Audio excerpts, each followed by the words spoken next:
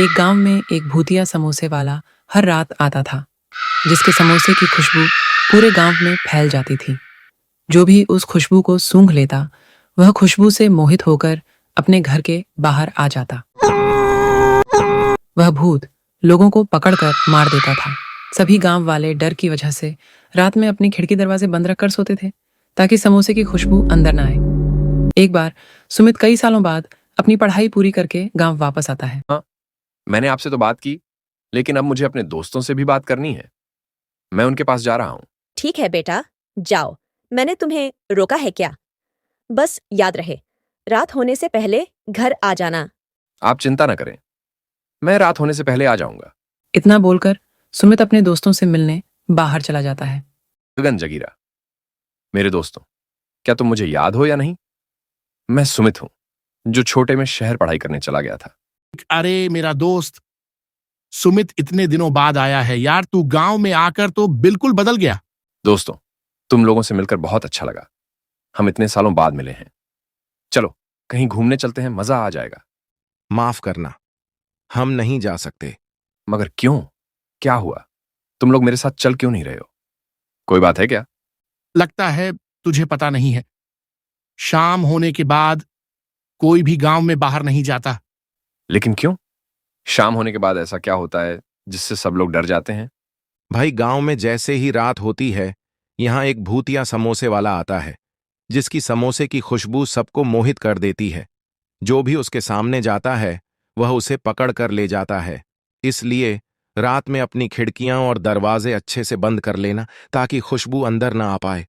भाई, अब जल्दी जल्दी घर चलो, वरना रात हो जाएगी। इतना बताकर गगन और जगीरा वहां से चले जाते हैं। वहां पता नहीं ये दोनों कैसी बातें कर रहे हैं। ये भूत वूत कुछ नहीं होता है। लगता है ये मुझे डराना चाहते हैं। मैं अभी माँ को बताऊंगा। सुमित अपने घर जाता है और अपनी माँ को सब बताता है। माँ, मैं आज अपने दोस्तों से मिलने गया था। वे लोग किसी भूतिया समोसे वाले की बात कर रहे थे। क्या गांव में ऐसा भी कुछ है? मुझे भी बताओ। बेटा, इस बारे में मैं कल तुम्हें बताऊंगी। अभी जाओ, जल्दी से सो जाओ, रात बहुत हो गई है। इसके बाद सुमित अपने कमरे में सोने चला जाता है। वह अपने दोस्तों की बात पर ज्यादा ध्यान नहीं देता और अपनी खिड़की खुली रखकर ही सो जाता है। रात में वह भूतिया समोसे वाला फिर से अपनी समोसे की प्लेट लेकर आता है और गांव में अपने शिकार की तलाश करने लगता है। अरे गांव वालों, हाँ क्या? आज तो कोई भी बाहर नहीं दिख रहा है। जल्दी जल्दी आओ और मेरे गरम गरम समोसे खा लो, मजा आ जाएगा। मैं भी तो देखूं, कब तक नहीं निकलोगे? लेकिन किसी की भी खिड़की खुली नहीं होती, जिससे भूत को गुस्सा आ जाता है। तो सबने अपनी खिड़की बंद रखी है। कोई बात नहीं, मैं खुद नहीं पाऊंगा। ऐसा कभी नहीं हो सकता कि मैं गांव में आऊं और मुझे कोई शिकार ना मिले। तभी भूत को सुमित के घर की खिड़की खुली हुई दिखती है। इसके बाद वह भूत अपने समोसे की खुशबू फैला देता है, जो सुमित के घर में चली जाती है। वाह यार, कितनी अच्छी खुशबू है। मुझे लगता है ये समोसे हैं। खुशबू इतनी अच्छी है तो समोसे कितने अच्छे होंगे। चलो जल्दी खाने चलता हूं। इतना बोलकर सुमित अपने कमरे के बाहर जाता है और भूत उसे पकड़कर अपने समोसे की दुकान पर ले जाता है। अरे वाह, मजा आ गया। मैंने कहा था ना, मैं कभी गांव से खाली हाथ नहीं जाता हूं। भूत जी, मुझे माफ कर दो, मुझे जाने दो। ये सब मेरी ही गलती है, जो मैंने अपने दोस्तों की बात नहीं मानी। देखिए भूत जी, आप जो कहेंगे मैं वही करूंगा। आपका झाड़ू पोछा बर्तन साफ कर दूंगा, लेकिन मुझे यहां से जाने दो। नहीं मुन्ना, नहीं। अब इनमें से कोई काम नहीं होगा। अब जब मैं सारे गांव वालों को कुत्ते की मौत मारूंगा, तभी मुझे चैन मिल पाएगा। सुमित भूत से बहुत ज्यादा माफी मांगता है, लेकिन भूत के सामने उसकी एक नहीं चलती। जैसे ही भूत उसे मारने वाला होता है, सुमित के गले का ताबीज उसके सामने आ जाता है। यह क्या? हाँ, कैसे हुआ? तुमको यह ताबीज कहां से मिला? मुझे जल्दी बताओ। हाँ, तो अभी तुमको कहां से मिला? हाँ, ये ताबीज मेरे पिताजी की आखिरी निशानी है। जब मैं बहुत छोटा था, तब उन्होंने मुझे यह पहनाया था, लेकिन किसी वजह से वो अब इस दुनिया में नहीं रहे। लेकिन तुम ये सब क्यों पूछ रहे हो? ये ताबीज मेरा है और मैं ही तुम्हारा पापा हूं। मैंने ही ताबीज तुमको तुम्हारे झूले पर पहनाया था। पर यह कैसे हो सकता है? मुझे तो कुछ समझ में ही नहीं आ रहा है। इसके बाद भूत सुमित को सारी बात अच्छे से बताता है। बेटा, एक दौर हुआ करता था जब मेरी एक समोसे की दुकान हुआ करती थी। जिसके समोसे की खुशबू सूंघकर लोग मेरी दुकान पर अपने आप चले आते थे। मैं बहुत अच्छे समोसे बनाता था। लोग मेरी दुकान पर समाज भर भर कर खाते थे और अपने घर भी ले जाते थे। लेकिन एक दिन सरपंच के बेटे ने मेरी दुकान के सामने अपनी समोसे की दुकान खोल ली। लेकिन उसके बने समोसे कोई नहीं खरीदता था, क्योंकि वह बस बेस्वाद समोसे बेचता था, जिसकी वजह से कोई भी उसके पास समोसे नहीं लेता था। लेकिन मेरी दुकान बहुत अच्छी चलती थी, जिसकी वजह से वह मुझसे जलने लगा और उसने मेरी दुकान में आग लगा दी। दुकान में मैं भी था, इसलिए मैं भी मर गया। तब से मैं भूत बन गया। अब जब तक मैं उसको मार नहीं सकता, तब तक मुझे शांति नहीं मिलेगी। आपके साथ बहुत बुरा हुआ है, लेकिन गांव वालों को मारने की क्या जरूरत है? आपकी तो दुश्मनी सरपंच के बेटे से है। क्योंकि जब मेरी दुकान में आग लगी थी तो बहुत सारे गांव वाले भी थे, जिन्होंने मेरी बिल्कुल मदद नहीं की थी।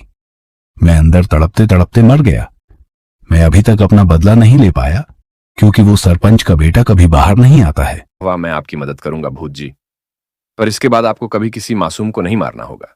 वह भूत सुमित की बात मान जाता है।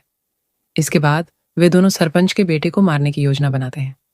रात होते ही सुमित सरपंच के बेटे के घर के बाहर जाकर उसे आवाज देने लगता है। विनय भाई, आप कहाँ हैं? मुझे आपकी मदद चाहिए। मुझे कुछ पैसे उधार लेने हैं। मैं आपको वहां पैसे 2 गुने करके दूंगा। बस मुझे अभी के लिए दे दो। अरे भाई, ये कौन है जो इतनी रात को मेरे घर के बाहर आकर पैसों के लिए बोल रहा है? लगता है इसके घर में कोई बीमार होगा। चलो चलकर देखूं। इसके बाद सरपंच का बेटा बाहर आता है और सामने भूत को खड़ा देखकर उसकी हालत खराब हो जाती है। तेरी जान ले लूंगा मैं। अब मैं तुझे मार डालूंगा और अपना अधूरा बदला पूरा करूंगा। देख तेरा क्या हाल करता हूं। हाँ, क्या भूत है रे भूत जी? मुझे आपकी मरना चाहते हो? मैंने आपका क्या बिगाड़ा है? मुझे जाने दो। और सुमित को तो आप कुछ नहीं कर सकते। मुझे क्यों मारना चाहते हो? स्वाहू, क्योंकि तूने मेरी जान ली है। तूने ही मुझे मारा था, इसलिए मैं तुझे मारूंगा। गांव वाले मेरे दोस्त हैं, पर तू मेरा दुश्मन है। अब मैं तुझे नहीं छोड़ूंगा। लेकिन कौन हो तुम? मैंने तुमको कब मारा? क्या बोल रहे हो? मेरी कुछ समझ में नहीं आ रहा है। मैं वही समोसे वाला हूं जिसको तूने मार डाला था दुकान में आग लगाकर। अब मैं भूत बनकर वापस आ गया हूं। क्या सूर्यकांत भाई, मुझे पता नहीं था कि तुम बहुत बनकर आ जाओगे। मुझे माफ कर दो, मुझे बहुत बड़ी गलती हो गई है। मैं दोबारा ऐसा कभी नहीं करूंगा। मुझे माफ कर दो। भूत उसकी एक नहीं सुनता और तुरंत उसे मार डालता है। इसके बाद भूत ने कभी किसी को परेशान नहीं किया। प्यारे दोस्तों, अगर आपको हमारी वीडियो पसंद आई हो तो इस वीडियो को लाइक करके हमारे चैनल को सब्सक्राइब करें। इससे हमें बहुत ज़्यादा खुशी होगी। आपका वीडियो देखने के लिए शुक्रिया और अपने दोस्तों को भी ये मस्त कहानी ज़रूर भेजें। हमारे चैनल को लाइक करके वीडियो को लाइक करके चैनल को सब्सक्राइब करें। आपका धन्यवाद।